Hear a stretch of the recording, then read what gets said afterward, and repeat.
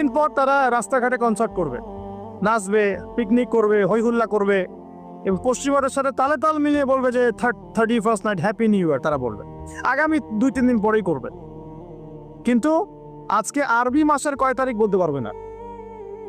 আরবি বর্ষপঞ্জি আছে না, ক্যালেন্ডার, আরবি নববর্ষ কবে, প্রথম মাসটার নাম কি এটা বলতে পারবে। রমজান মাস, তার আগে কোন মাস, পরে কোন মাস বলতে পারবে না, কিন্তু 31st নাইট তারা চিনে।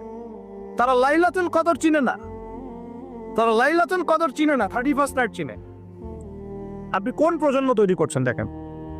এখানে প্রসঙ্গ যেহেতু এসেই গেল বলে দেই এই কথাটা, পরে ভুলে যাব, যে খ্রিস্টপূর্ব প্রায় 46 সালের দিকে এক ব্যক্তি ছিল, তার নাম ছিল জুলিয়াস সিজার। কি নাম?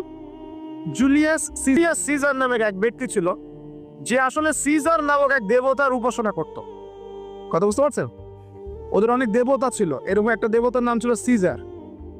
ওর নামে সে নামকরণ রেখেছে জুলিয়াস সিজার।